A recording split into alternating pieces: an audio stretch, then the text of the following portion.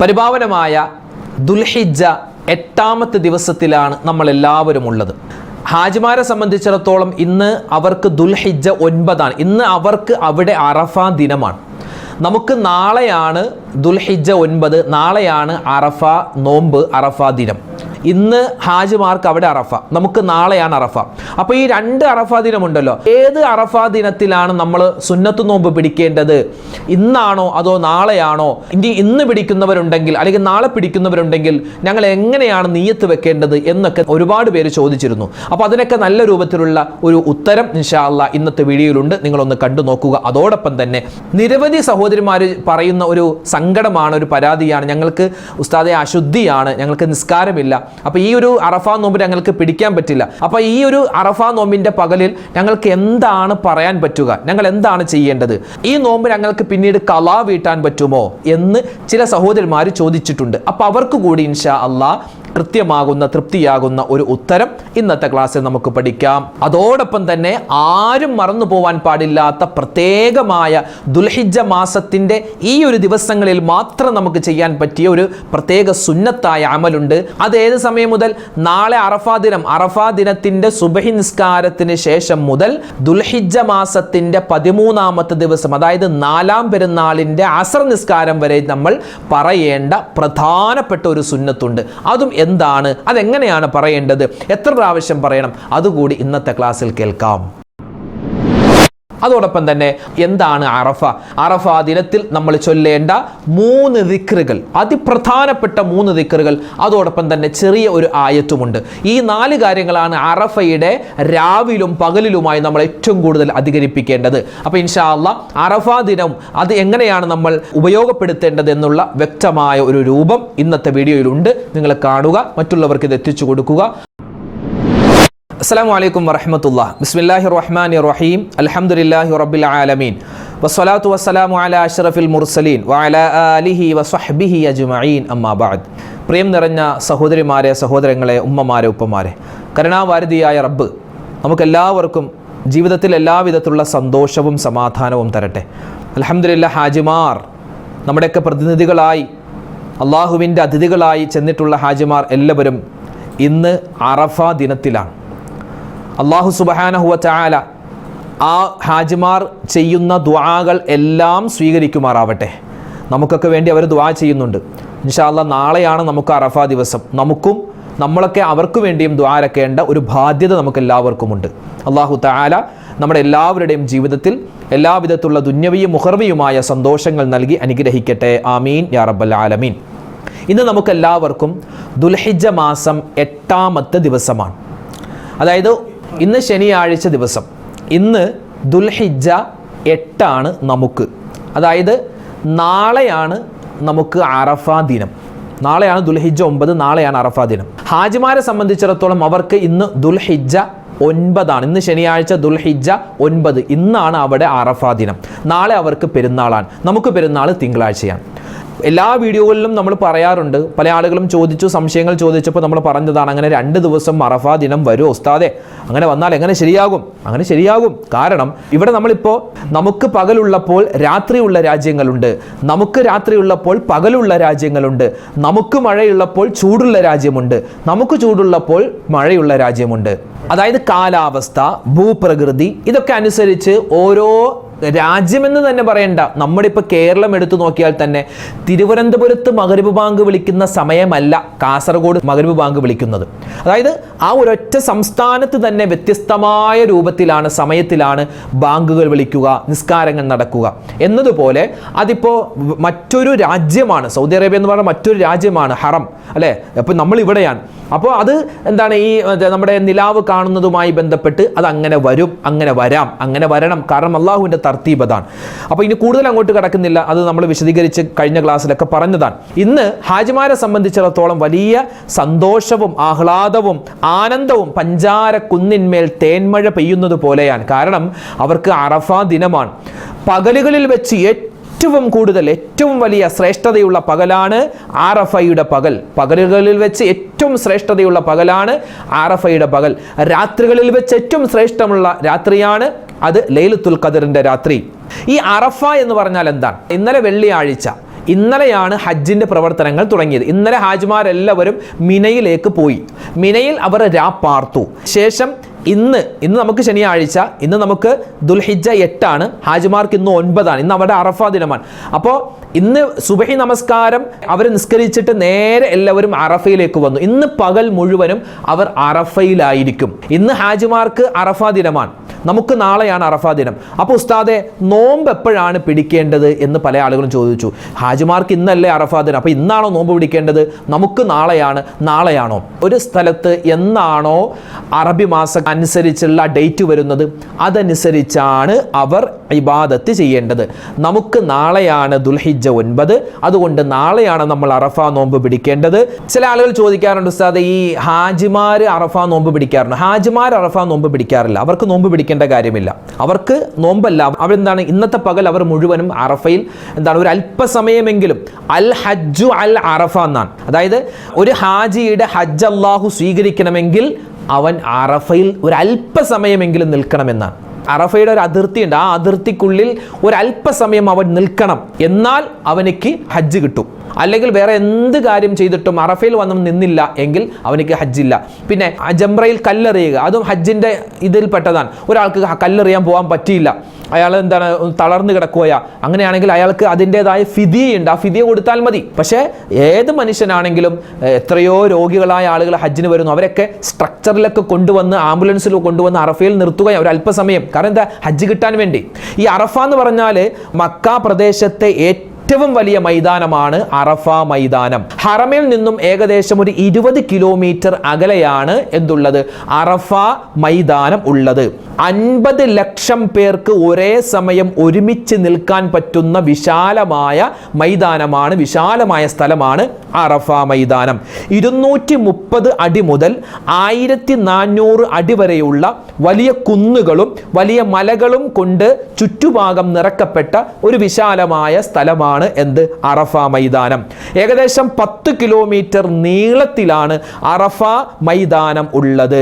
മുമ്പ് ഇവിടെ ഒരു തരത്തിലുള്ള തണലുമില്ലായിരുന്നു, നല്ല ചുട്ടുപൊള്ളുന്ന വെയിലായിരുന്നു. പക്ഷേ ഇപ്പോൾ വരുന്ന ഹാജിമാർക്ക് ഒരു ആശ്വാസവും തണലൊക്കെ കിട്ടാൻ വേണ്ടി 1997 മുതൽ അവിടെ വൃക്ഷങ്ങൾ, മരങ്ങളൊക്കെ വെച്ച് പിടിപ്പിക്കാൻ തുടങ്ങിയിട്ടുണ്ട്. ഇപ്പോൾ എത്രയോ ആളുകളാണെന്നറിയോ, വലിയ മരങ്ങളായിട്ടുണ്ട്. അതിൻ്റെ താഴെ കച്ചവടം ചെയ്യുന്ന ആളുകളുണ്ട്, ആളുകൾ വന്ന് വിശ്രമിക്കുന്നുണ്ട്, വലിയൊരു ഇരിക്കാനുള്ള ഇരിപ്പിടമൊക്കെ വെച്ചിട്ടുണ്ട്. അവിടെ വിശാലമായൊരു പള്ളിയുണ്ട്, മസ്ജിദു നമിറ എന്നാണ്. മസ്ജിദു നമിറ പള്ളി.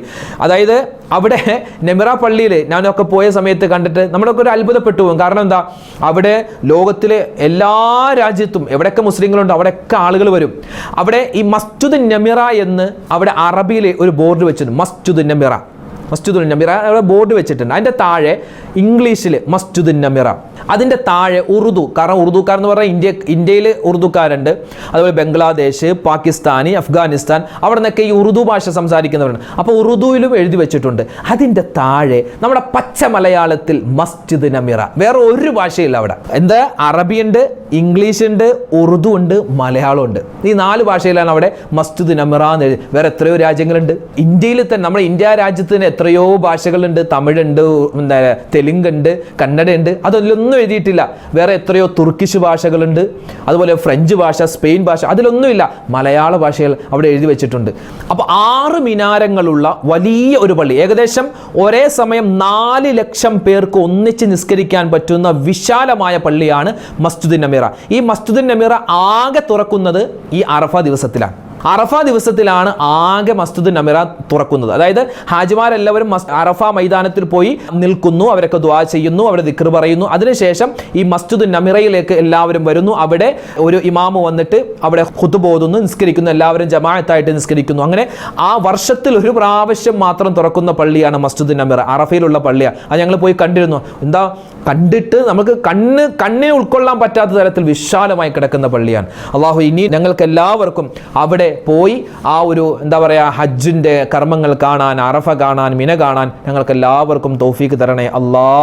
ഉച്ചക്ക് അവിടെ അറഫ പ്രഭാഷണം അവിടുത്തെ ഇമാമ് നടത്താറുണ്ട്, അറഫ പ്രഭാഷണം. അപ്പോൾ അൽഹംദുലില്ലാഹ് പറഞ്ഞു വന്നത്, അറഫയുമായി ബന്ധപ്പെട്ട കാര്യമായി ഇന്ന് ഹാജിമാർക്ക് അറഫ ദിനമാണ്. നമുക്കിന്ന് അറഫ രാവാണ്. അറഫ രാവിന് പ്രത്യേകതയുണ്ട്. അറഫ രാവിന് പ്രത്യേകതയുള്ളതിനേക്കാൾ കൂടുതൽ അറഫയുടെ പകലിനാണ് പ്രത്യേകത കൂടുതൽ. കാരണം അറഫയുടെ പകലാണ് പകലുകളിൽ വെച്ച് ഏറ്റവും ശ്രേഷ്ഠമായ പകൽ. ലൈലത്തുൽ ഖദറിന്റെ രാത്രിയിലാണ് ശ്രേഷ്ഠത കൂടുതൽ. പകലിൽ ശ്രേഷ്ഠതയേക്കാൾ കൂടുതൽ ലൈലത്തുൽ ഖദറിന്റെ രാത്രിയിലാണ്. അറഫ രാവിന് ശ്രേഷ്ഠത ഇല്ലാന്നൊന്നും ഇല്ല കേട്ടോ. രാവിലെ ഇന്നത്തെ രാത്രി നല്ല ശ്രേഷ്ഠതയുണ്ട്.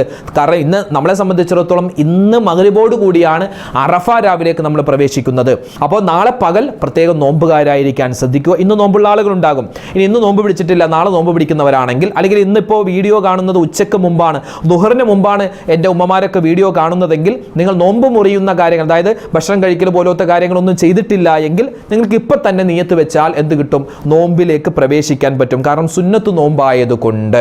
ഇത് അറഫാ ദിവസത്തിലെ നോമ്പല്ല. അറഫാ ദിവസത്തിലെ നോമ്പ് നമുക്ക് നാളെയാണ്. ഇത് ദുൽഹിജ്ജ മാസത്തിൻ്റെ ഒരു സുന്നത്തായ നോമ്പ് ഞാൻ പിടിക്കുന്നു എന്ന് കരുതിയിട്ട് നമുക്ക് നിയത്ത് വെച്ചിട്ട് ഇന്ന് ഉച്ചയ്ക്ക് മുമ്പ്, ദുഹറിന് മുമ്പാണ് നിങ്ങൾ ഈ വീഡിയോ കാണുന്നതെങ്കിൽ നിങ്ങൾക്ക് ഇപ്പോൾ തന്നെ നോമ്പിലേക്ക് പ്രവേശിക്കാം. നോമ്പ് മുറിയുന്ന കാര്യങ്ങളൊന്നും ഇതുവരെ ചെയ്തിട്ടില്ല എങ്കിൽ. ഇനി നാളെ നമുക്ക് അറഫ നോമ്പാണ്. എങ്ങനെയാണ് അറഫ നോമ്പിൻ്റെ നിയത്ത്? വേറെ ഒന്നുമില്ല. അറഫ നോമ്പിൻ്റെ നിയത്ത് അല്ലാഹു തആലാക്ക് വേണ്ടി പരിശുദ്ധമായ അറഫ ദിനത്തിലെ സുന്നത്തായ നോമ്പ് ഞാൻ പിടിച്ചു വീട്ടുന്നു. അറഫാ ദിനത്തിലെ സുന്നത്തായ നോമ്പ് അല്ലാഹു തആലാക്ക് വേണ്ടി ഞാൻ പിടിക്കുന്നു. എങ്ങനെ നിയത്ത് വെച്ചാലും കുഴപ്പമില്ല. അറഫാ ദിനത്തിലെ സുന്നത്തായ നോമ്പ് അല്ലാഹു തആലാക്ക് വേണ്ടി ഞാൻ പിടിക്കുന്നു, അല്ലെങ്കിൽ ദുൽഹിജ്ജ 9 സുന്നത്തായ നോമ്പ് അല്ലാഹു തആലാക്ക് വേണ്ടി ഞാൻ പിടിക്കുന്നു എന്ന് പറഞ്ഞാലും മതിയാകും. അതോടൊപ്പം തന്നെ നാളെ ഞായറാഴ്ചയാണല്ലോ, അപ്പോൾ റമളാനിൽ നഷ്ടപ്പെട്ടു പോയ ഒരു നോമ്പും ഇതിൻ്റെ കൂടെ ഞാൻ ഖളാ വീട്ടുന്നു എന്നും നമുക്ക് നിയത്ത് വെക്കാം. അപ്പോൾ 2 നോമ്പിൻ്റെ പ്രതിഫലം നമുക്ക് കിട്ടുന്നതാണ്. പിന്നെ അറഫാ ദിനമാണ് നാളെ. ഈ അറഫാ ദിനത്തിൽ ഏറ്റവും കൂടുതൽ നമ്മൾ പറയേണ്ട ദിക്ർ ഏതാണെന്നറിയോ? ഏറ്റവും കൂടുതൽ പറയേണ്ടത് ലാ ഇലാഹ ഇല്ലല്ലാഹു വഹ്ദഹു ലാ ശരീക ലഹു ലഹുൽ മുൽക്കു വലഹുൽ ഹംദു വഹുവ അലാ കുല്ലി ഷൈഇൻ ഖദീർ. കേട്ടു പഠിച്ചോ? എല്ലാവർക്കും അറിയാവുന്നതാണ്. ലാ ഇലാഹ ഇല്ലല്ലാഹു വഹ്ദഹു ലാ ശരീക ലഹു ലഹുൽ മുൽക്കു വലഹുൽ ഹംദു വഹുവ അലാ കുല്ലി ഷൈഇൻ ഖദീർ. ഈ ദിക്ർ മറന്നു പോകരുത്. മറ്റൊരു ദിക്ർ 2, അല്ലാഹുമ്മ അജിർനി മിനന്നാർ. അല്ലാഹുമ്മ അജിർനി മിനന്നാർ. അല്ലാഹുവേ നരകത്തിൽ നിന്നും നീ എന്നെ മോചിപ്പിക്കണേ. അതാണ് 2ാമത്തേത്. 3ാമത്തെ ദിക്ർ സുബ്ഹാനല്ലാഹി വൽഹംദുലില്ലാഹി വലാ ഇലാഹ ഇല്ലല്ലാഹു അല്ലാഹു അക്ബർ വലാ ഹൗല വലാ ഖുവത ഇല്ലാ ബില്ലാഹിൽ അലിയ്യിൽ അലീം. സുബ്ഹാനല്ലാഹി വൽഹംദുലില്ലാഹി വലാ ഇലാഹ ഇല്ലല്ലാഹു അല്ലാഹു അക്ബർ വലാ ഹൗല വലാ ഖുവത ഇല്ലാ ബില്ലാഹിൽ അലിയ്യിൽ അലീം. ഇപ്പോൾ 3 ദിക്റായി. അതുപോലെ തന്നെ വിശുദ്ധമായ ഖുർആൻ സൂറത്തു തൗബയുടെ അവസാനത്തെ 2 ആയത്തുകൾ ലഖദ് ജാഅക്കും റസൂലും മിൻ അൻഫുസിക്കും എന്ന് തുടങ്ങുന്ന ആയത്തുകൾ, ആ 2 ആയത്തുകൾ കൂടി ഇൻഷാ അല്ലാഹ് നമുക്ക് പറയാം അല്ലേ? അപ്പോൾ ഒന്നാമതായി നമ്മൾ പറയേണ്ടത് ലാ ഇലാഹ ഇല്ലല്ലാഹു വഹ്ദഹു ലാ ശരീക ലഹു ലഹുൽ മുൽക്കു വലഹുൽ ഹംദു വഹുവ അലാ കുല്ലി ഷൈഇൻ ഖദീർ. അതുപോലെ തന്നെ അല്ലാഹുമ്മ അജിർനി മിനന്നാർ. പിന്നെയോ സുബ്ഹാനല്ലാഹി വൽഹംദുലില്ലാഹി വലാ ഇലാഹ ഇല്ലല്ലാഹു അല്ലാഹു അക്ബർ വലാ ഹൗല വലാ ഖുവത ഇല്ലാ ബില്ലാഹിൽ അലിയ്യിൽ അലീം. 4ാമതായി പറയേണ്ടത് സൂറത്തു തൗബയുടെ അവസാനത്തെ 2 ആയത്തുകൾ ലഖദ് ജാഅക്കും റസൂലും മിൻ അൻഫുസിക്കും അസീസുൻ അലൈഹി മാ അനിത്തും അസീസുൻ അലൈഹി മാ അനിത്തും ഹരീസുൻ അലൈക്കും ബിൽ മുഅ്മിനീന റഊഫുർ റഹീം ഫഇൻ തവല്ലൗ ഫഖുൽ ഹസ്ബിയല്ലാഹു ലാ ഇലാഹ ഇല്ലാഹു അലൈഹി തവക്കൽതു വഹുവ റബ്ബുൽ അർശിൽ അലീം. ഈ 4 കാര്യങ്ങളാണ് അറഫയുടെ പകലിലും അതുപോലെ രാവിലും നമ്മൾ പ്രത്യേകം ശ്രദ്ധിക്കേണ്ടത്. മഹദിയായ ആയിഷ ബീവി റളിയല്ലാഹു തആല അൻഹ പറയുന്ന ഒരു ഹദീസിൽ കാണാം, നബി സല്ലല്ലാഹു അലൈഹി വസല്ലമ തങ്ങൾ പറയുകയാണ്, മാ മിൻ യൗമിൻ അക്സറ മിൻ അൻ യുഅതഖല്ലാഹു ഫീഹി അബ്ദൻ മിനൻ നാരി മിൻ യൗമി അറഫ. അറഫ ദിവസത്തിൻ്റെ പകലിൽ അല്ലാഹു തആല നരകത്തിൽ നിന്നും ആളുകളെ മോചിപ്പിക്കുന്നത് പോലെ വേറെ ഒരു ദിവസത്തിനും അല്ലാഹു മോചിപ്പിക്കില്ല എന്നാൽ അത്രമാത്രം ശ്രേഷ്ഠതയുണ്ട്. അതുകൊണ്ട് ഇപ്പോൾ നമ്മൾ പറഞ്ഞ ആ 3 ദിക്റുകളിൽ 2ാമത് പറഞ്ഞ അല്ലാഹുമ്മ അജിർനി മിനന്നാർ, അല്ലാഹുവേ നരകത്തിൽ നിന്നും ഞങ്ങളെ നീ മോചിപ്പിക്കണേ എന്ന ആ ദിക്ർ നമ്മൾ ഒരുപാട് വട്ടം ആവർത്തിച്ച് പറയേണ്ടതുണ്ട്. അതിപ്രധാനപ്പെട്ട ദിക്റാണ്, അത് മറന്നു പോകരുത്. പിന്നെ നമുക്ക് സൂറത്തുൽ മുൽക്ക്, സൂറത്തുൽ വാഖിയ, സൂറത്തുൽ റഹ്മാൻ, അതുപോലെ തന്നെ സൂറത്തുൽ ഫജ്ർ മറന്നു പോകരുത്. എല്ലാ ദിവസവും ഓതണേ സൂറത്തുൽ ഫജ്ർ. അങ്ങനെ നിരവധി സൂറത്തുകൾ സൂറത്തുകളും ആയത്തുകളൊക്കെ ഉണ്ട്, അതൊക്കെ ഓതുക. ഇനി നാളത്തെ നോമ്പ് ഒരാൾക്ക് പിടിക്കാൻ പറ്റിയില്ല, എന്തെങ്കിലും അസുഖമാണ്, അല്ലെങ്കിൽ പിന്നെ ഇപ്പോൾ നാളെ ദുൽഹിജ്ജ് 9, നാളെ ഞായറാഴ്ചയാണല്ലോ, ഇനി നാളെ കല്യാണമൊക്കെ ചിലപ്പോൾ വെച്ചിട്ടുണ്ടാകും. അത് ഓഡിറ്റോറിയം കിട്ടിയത് അന്നാണ്, അപ്പോൾ അന്ന് കല്യാണം വെച്ചിട്ടുള്ള ആളുകളുണ്ടാകും. പിറ കാണുന്നത് എന്നാണെന്ന് കൃത്യമായിട്ടൊന്നും മനസ്സിലാക്കാൻ പറ്റാത്തത് കൊണ്ട് ചിലപ്പോൾ നാളെ കല്യാണം വെച്ചിട്ടുണ്ടാകും. അപ്പോൾ കല്യാണമുള്ളവർ ചിലപ്പോൾ ഇനി സുന്നത്ത് നോമ്പല്ലേ എന്ന് പറഞ്ഞ് ചിലപ്പോൾ പിടിക്കാൻ ഉദ്ദേശിച്ചിട്ടുണ്ടാവില്ല. അപ്പോൾ അങ്ങനെയുള്ള ആളുകൾക്കൊക്കെ ഈ അറഫായുടെ ഈ സുന്നത്തായ നോമ്പ് ഖളാ വീട്ടാൻ പറ്റുന്നതാണ്. അതായത് ഈ പെരുന്നാളിൻ്റെ ദിവസമൊക്കെ കഴിഞ്ഞിട്ട് ദുൽഹിജ്ജ മാസം വിട പറയുന്നതിന് മുമ്പ് ഒരു ദിവസം നഷ്ടപ്പെട്ടു പോയ അറഫ ദിനത്തിലെ സുന്നത്തായ നോമ്പ് അള്ളാഹു താലാക്ക് വേണ്ടി ഞാൻ പിടിക്കുന്നു എന്ന് പറഞ്ഞ് ഏതെങ്കിലും ഒരു വ്യാഴാഴ്ചയോ അല്ലെങ്കിൽ തിങ്കളാഴ്ചയോ പിടിച്ചാൽ ആ നോമ്പിൻ്റെ നിയത്ത് കൂടി വെച്ചാൽ അപ്പോൾ 2 നോമ്പിൻ്റെ പ്രതിഫലം കിട്ടും. അതോടൊപ്പം തന്നെ ഒരുപാട് സഹോദരിമാർ പറയുന്ന ഒരു സങ്കടമാണ്, ഉസ്താദേ ഞങ്ങൾക്ക് നാളെ നോമ്പ് പിടിക്കാൻ പറ്റൂല, അതായത് നിസ്കാരമില്ല, ഞങ്ങൾക്ക് അശുദ്ധിയാണ്, അപ്പോൾ ഞങ്ങൾക്ക് നോമ്പ് പിടിക്കാൻ പറ്റില്ല, എന്താണ് ചെയ്യുക? ഒരു പ്രശ്നവുമില്ല. കാരണം എന്താ, നിങ്ങൾ അള്ളാഹു താല തന്ന ഒരവസ്ഥയാണ്. അപ്പോൾ അതുകൊണ്ട് നാളെ നിങ്ങൾക്ക് നോമ്പ് പിടിക്കണ്ട. നോമ്പ് മാത്രമല്ലല്ലോ, നിസ്കാരവും വേണ്ടല്ലോ. അപ്പോൾ നിസ്കാരവും വേണ്ട, നോമ്പും വേണ്ട. പക്ഷേ നമ്മളൊരു ദിക്ർ 3 പറഞ്ഞിരുന്നു. ആ 3 ദിക്ർ നിങ്ങൾ മറക്കാതെ ചൊല്ലണം. അതിങ്ങനെ ആവർത്തിച്ച് ഇങ്ങനെ ചൊല്ലിക്കൊണ്ടിരിക്കുക. പിന്നെ ഒരുപാട് സ്വലാത്തുകൾ പറയുക. സ്വലാത്തും മെയിനാണ് അറഫ ദിനത്തിൽ. അതോടൊപ്പം തന്നെ നമ്മൾ പറഞ്ഞ അല്ലാഹുമ്മ അജിർനി മിനന്നാർ. കാരണം ഈ അറഫയുടെ പകലിലാണ് അല്ലാഹു തആല നരകത്തിൽ നിന്നും ആളുകളെ ഏറ്റവും കൂടുതൽ മോചിപ്പിക്കുന്നത്. അപ്പം അതുകൊണ്ട് ആ അല്ലാഹുമ്മ അജിർനി മിനന്നാർ എന്ന ദിക്ർ ഒരുപാട് കണ്ട് എൻ്റെ ഉമ്മമാരും അതുപോലെ എൻ്റെ ഉപ്പമാരും പ്രത്യേകം അധികരിപ്പിക്കേണ്ടതുണ്ട്. അപ്പോൾ അശുദ്ധിയുള്ള ഉമ്മമാരെ സംബന്ധിച്ചിടത്തോളം അവർ നോമ്പ് പിടിക്കാൻ പറ്റില്ല, വേണ്ട, കുഴപ്പമില്ല. അപ്പോൾ ഈ ദിക്റുകളും അതുപോലെ ദുആകളും തസ്ബീഹുകളും സ്വലാത്തുമാണ് ഏറ്റവും കൂടുതലായിട്ട് പറയേണ്ടത്, അധികരിപ്പിക്കേണ്ടത്. പിന്നെ ഇപ്പോൾ ഈ അറഫ നോമ്പ് നിങ്ങൾക്ക് പിടിക്കാൻ പറ്റിയില്ല, അപ്പോൾ ഞാൻ നേരത്തെ പറഞ്ഞതുപോലെ ഇനി വരുന്ന ഈ ദുൽഹിജ്ജ മാസം വിട പറയുന്നതിന് മുമ്പ് ഏതെങ്കിലും ഒരു ദിവസം അള്ളാഹുവേ, ഏതെങ്കിലും ഒരു വ്യാഴാഴ്ചയോ അല്ലെങ്കിൽ തിങ്കളാഴ്ചയോ പറ്റുന്നതുപോലെ ഏതെങ്കിലും ഒരു ദിവസം നഷ്ടപ്പെട്ടു പോയ, അതായത് നമുക്ക് നഷ്ടപ്പെട്ടു പോയ അറഫ നോമ്പ്, അറഫയുടെ സുന്നത്തായ നോമ്പ് അല്ലാഹു താലാക്ക് വേണ്ടി ഞാൻ പിടിച്ചു വീടുന്നു എന്ന് നിയത്ത് വെച്ചിട്ട് നിങ്ങൾക്ക് ഈ അറഫ നോമ്പ് പിന്നീട് ഖളാ വീട്ടാൻ പറ്റുന്നതാണ്. അത് ഈ ദുൽഹിജ്ജ മാസത്തിൽ തന്നെ വേണമെന്നില്ല, ഇനി അടുത്ത മാസമായാലും കുഴപ്പമില്ല. പക്ഷേ ഇത് ഈ മാസത്തിൽ തന്നെ അങ്ങോട്ട് ഖളാ വീട്ടിയാൽ അത് വലിയ ഖൈറാണ്. അതോടൊപ്പം തന്നെ നമ്മൾ ശ്രദ്ധിക്കേണ്ട മറ്റൊരു കാര്യമാണ്, വളരെയധികം സുന്നത്തായിട്ടുള്ള കാര്യം. നാളെയാണ് നമുക്ക് അറഫ ദിനം. നാളെ ഞായറാഴ്ച, നാളെ ദുൽഹിജ്ജ 9. നാളെ സുബഹി നിസ്കാരം കഴിഞ്ഞതു മുതൽ സുബഹി നിസ്കാരത്തിന് ശേഷം, അതായത് സുബഹി നിസ്കാരം ളുഹർ, അസർ, മഗ്രിബ്, ഇശ 5 വഖത്ത് ഫർദ് നമസ്കാരങ്ങൾക്ക് ശേഷവും അതുപോലെ നമ്മൾ സുന്നത്തായ നിസ്കാരങ്ങൾ നിസ്കരിക്കുമ്പോൾ ആ സുന്നത്ത് നിസ്കാരങ്ങൾക്ക് ശേഷം തക്ബീർ ചൊല്ലൽ പ്രത്യേകം സുന്നത്താണ്. നാളെ അറഫ ദിനം, നാളെ ദുൽഹിജ്ജ 9 അറഫ ദിനം, ദുൽഹിജ്ജ 10 വലിയ പെരുന്നാൾ ദിനം, പിന്നെ ദുൽഹിജ്ജ 11, 12, 13, അതായത് 2ാം പെരുന്നാൾ, 3ാം പെരുന്നാൾ, 4ാം പെരുന്നാൾ. 4ാം പെരുന്നാളിൻ്റെ അസർ നിസ്കാരത്തിന് ശേഷം വരെ നമ്മൾ തക്ബീർ ചൊല്ലണം, പ്രത്യേകം സുന്നത്താണ്. അത് ഒറ്റക്ക് നിസ്കരിക്കുന്നവനാണെങ്കിലും ജമാഅത്തായിട്ട് നിസ്കരിക്കുന്നവനാണെങ്കിലും ഖളാ ആയി നിസ്കരിക്കുന്നവനാണെങ്കിലും അദാ ആയി നിസ്കരിക്കുന്നവനാണെങ്കിലും സുന്നത്ത് നിസ്കാരമാണെങ്കിലും ഫർദ് നിസ്കാരമാണെങ്കിലും എന്ത് ചെയ്യണം? ഈ തക്ബീർ ചൊല്ലണം. എങ്ങനെയാണ് തക്ബീർ ചൊല്ലേണ്ടത്? സാധാരണ പള്ളികളിലൊക്കെ നമ്മൾ 3 പ്രാവശ്യമാണ് തക്ബീർ ചൊല്ലുക. 3 ഏറ്റവും നല്ലത്. ഇനി സമയമില്ല അല്ലെങ്കിൽ ഒന്ന് ജോലിത്തിരക്കാണെങ്കിൽ 1 കുഴപ്പമില്ല, പക്ഷേ 3 ഏറ്റവും ഖൈർ. ഉമ്മമാർ ഇത് പെണ്ണുങ്ങളും ചൊല്ലണം, അത് ആണുങ്ങൾ പള്ളിയിൽ ചൊല്ലട്ടെ, അങ്ങനെയല്ല, പെണ്ണുങ്ങളും സ്ത്രീകളും ഇത് ചൊല്ലാൻ പറ്റിയതാണ്. നാളെ സുബഹി നിസ്കാരം കഴിഞ്ഞ് ഉടൻ തന്നെ നമ്മൾ അസ്സലാമു അലൈക്കും വറഹ്മത്തുള്ളാഹി സലാം വീട്ടിൽ ഉടൻ തന്നെ നമ്മൾ എന്ത് ചെയ്യുക? ഈ തക്ബീർ ചൊല്ലുക. അല്ലാഹു അക്ബർ, അല്ലാഹു അക്ബർ, അല്ലാഹു അക്ബർ, ലാ ഇലാഹ ഇല്ലല്ലാഹു, അല്ലാഹു അക്ബർ, അല്ലാഹു അക്ബർ വലില്ലാഹിൽ ഹംദ്. ഇതാണ് ഒരു തക്ബീർ. ഇങ്ങനെ 2 പ്രാവശ്യം കൂടി, അപ്പോൾ എത്രയായി? 3 തക്ബീറായി. 3 തക്ബീർ ചൊല്ലൽ പ്രത്യേകം സുന്നത്താണ്. ഇതിങ്ങനെ ഈണത്തിൽ തന്നെ, ഇങ്ങനെ ഒരു താളത്തിൽ തന്നെ ചൊല്ലണമെന്നില്ല. നമുക്ക് പറ്റുന്ന പോലെ അല്ലാഹു അക്ബർ, അല്ലാഹു അക്ബർ, അല്ലാഹു അക്ബർ, അതെങ്ങനെയാണെങ്കിൽ കുഴപ്പമില്ല, അത് സൗകര്യം അനുസരിച്ച് ചൊല്ലുക. പിന്നെ പ്രത്യേകം ദുആരക്കുക. അതിശ്രേഷ്ഠമായ സമയമാണ്, നല്ലതുപോലെ ദുആരക്കുക. നമുക്കൊക്കെ ഒരുപാട് വിഷമങ്ങളുണ്ട്, സങ്കടങ്ങളുണ്ട്. ഇപ്പോൾ ഞാൻ ഒരിക്കലും പറയുന്നില്ല നിങ്ങൾ ആരും കമൻറ്റ് എഴുതരുതെന്ന് ഞാൻ പറയുന്നില്ല. നിങ്ങളൊക്കെ കമൻറ്റായി എഴുതണം, ദുആ വസിയത്ത് പറയണം. പക്ഷേ ഉസ്താദേ ദ്വാരക്കണം, ഇൻഷാ അല്ലാഹ് നിങ്ങൾക്ക് വേണ്ടിയൊക്കെ ദ്വാരക്കുന്നുണ്ട്. പക്ഷേ നിങ്ങളുടെ കാര്യം നിങ്ങൾ തന്നെ അള്ളാഹുവിനോട് ഏറ്റവും കൂടുതലായി പറയേണ്ടത്.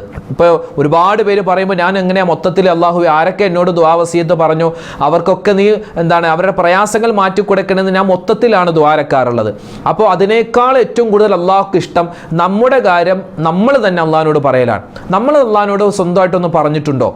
ഇപ്പം എനിക്കൊരു വിഷമം വന്നാൽ ഞാൻ നിങ്ങളോട് ദുആവസീയത്ത് പറയുന്നു, നിങ്ങൾ ദ്വാരക്കുന്നു. അതിനേക്കാൾ കൂടുതലായി എൻ്റെ വിഷമം എനിക്കറിയാം. ഞാൻ ദ്വാരക്കുമ്പോൾ വലിയ ആത്മാർത്ഥതയോടുകൂടിയല്ലേ ഞാൻ ദ്വാരക്കുന്നത്. അപ്പോൾ അതുകൊണ്ട് എന്ത് ചെയ്യുക, പ്രത്യേകം നമ്മൾ ഒരുപാട് ദുആ വർദ്ധിപ്പിക്കുക. റബ്ബന ആത്തിന ഫിദ്ദുനിയ ഹസനതം വഫിൽ ആഖിറതി ഹസനതം വഖിന അദാബന്നാർ. ആ ദുആ നമ്മൾ ഒരുപാട് വട്ടം പറയുക.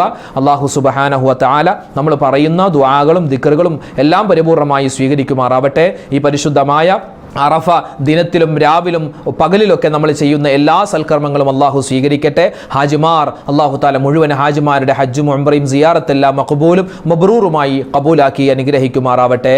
ഇൻഷാ അല്ലാഹ് നമുക്കെല്ലാവർക്കും പരിശുദ്ധമായ ഹജ്ജ് ചെയ്യാൻ പോകണം, ഉംറ ചെയ്യാൻ പോകണം. സിയാറത്ത് അള്ളാഹിൻ്റെ ഹബീബിൻ്റെ ചാരിച്ചെന്ന സ്വലാത്തു വസ്സലാമു അലൈക യാ റസൂലല്ലാഹ് എന്ന് പറയണം. അതിനെല്ലാം അള്ളാഹു താല ഈ മാസത്തിൻ്റെ ബർക്കത്ത് കൊണ്ട് നമുക്ക് അള്ളാഹു തൗഫീക്ക് തരുമാറാവട്ടെ. ആമീൻ യാ റബ്ബൽ ആലമീൻ.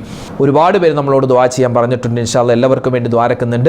അതുപോലെ മരണപ്പെട്ടു പോയവർക്ക് വേണ്ടി ദ്വാരക്കാൻ, അതുപോലെ മക്കളൊക്കെ സ്കൂളിലേക്ക് പോവുകയാണ്, എല്ലാവിധ അപകടങ്ങളിൽ നിന്നെല്ലാം ഒരു കാവലുണ്ടാവാൻ പ്രത്യേകം ദ്വാരക്കാൻ പറഞ്ഞവരുണ്ട്. അതുപോലെ വിവാഹ പ്രായമെത്തിയിട്ട് വിവാഹം ശരിയാവാത്തവർ, അതുപോലെ തന്നെ മക്കളില്ലാതെ വിഷമിക്കുന്നവർ, വീട് പണി നടക്കുന്നവർ, അതുപോലെ ജോലി ഇല്ലാതെ വിഷമിക്കുന്നവർ, പ്രവാസികളായ ആളുകൾ, ഒരുപാട് പേര് ദ്വാരക്കാൻ പറഞ്ഞു. എല്ലാവർക്കും വേണ്ടി ഇൻഷാ അല്ലാഹ് ദ്വാരക്കുന്നുണ്ട്. അള്ളാഹു എല്ലാവർക്കും എല്ലാവിധ ഖൈറും സലാമത്തും ബറക്കത്തും റാഹത്തും ഇസ്സത്തും കൊടുക്കട്ടെ. ആമീൻ യാ റബ്ബൽ ആലമീൻ. അസ്സലാമു അലൈക്കും വറഹ്മത്തുള്ളാഹി വബറകാതുഹു.